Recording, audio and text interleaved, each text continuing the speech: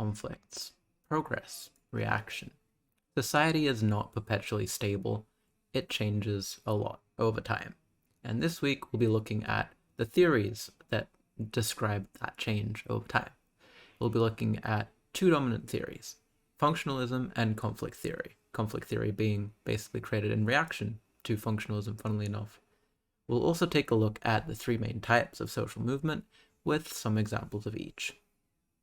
So then, the first theory is functionalism, which states that actually society is pretty stable and change happens at a gradual pace, and this gradual nature is cool and good.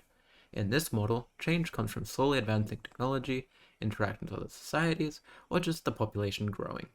Society is an organism whose parts all serve a function, and if an institution is not serving a function, it disappears. Conversely, if a need is unmet, like for example, social deviants like gay people exist, society will adapt to be at an equilibrium and return to stability. This idea, though, that society self-regulates into a more positive state is a little bit spicy, and people think that maybe it's a little bit optimistic to think that all social change is good in a utilitarian sense. And so, people came up with another theory to explain social change in contrast to functionalism. And that theory is conflict theory. Conflict theory posits that social change happens through agitation from social movements, expending resources in protest and revolution, conflicting with other movements to bring about rapid and sudden change in society. It also does kind of have connotations of being highly focused in on class and class warfare, which, a little bit problematic and class reductionist. It does also suggest that the way to push the status quo to change is solely through revolutionary activity. Can you smell the Marxism there? Anyway, people don't really like it because it's reductionist, and honestly, it's maybe not fully describing the whole picture on social change. So then, what does describe it? As you probably guess, if you think back to any time I've talked about gender on this channel, it's somewhere in the middle. Functionalism is good in the way that it describes the social institutions change over time to meet needs and how change can be gradual. Conflict theory can then fill in the gaps, describing how social movements form and protest and create more rapid forms of change than functionalism can explain. So would you look at that? The best answer to something in sociology was somewhere in the middle. Now then, I've mentioned social movements as a thing a couple times now, but I'm going to define them finally. So, there's three kinds, and the first one is reform movements.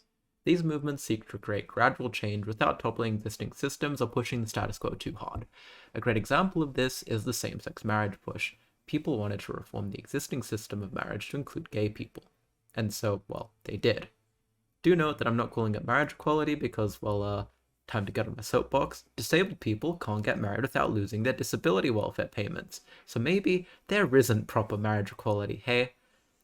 Anyway, the next type of movement is revolutionary movements. This should be pretty self-explanatory. They do revolutionary things like overthrow the government or, change society in its entirety somehow. And lastly, there are reactionary movements that try and stop or reverse social change that the group thinks is reducing their privilege over, changing things in a way that they don't like. If you're terminally online, you probably have a specific image of what a reactionary is. And yes, it is stuff like pro-lifers or other miscellaneous fascists and fascist-adjacent groups, because that's just the form it takes in our current society. If we go back 100 or so years, the form of reactionary groups would be people imposing Jim Crow laws in the US to try and roll back any gains Black Americans made after the Civil War in the US. So, that's social change. We talked about the two main theories, functionalism and conflict theory, as well as discussing the various types of social movements that exist within society. Next time, we'll be putting it all together and looking at the idea of a sociological imagination so you too can make hour-long streams rambling about gender sociologically.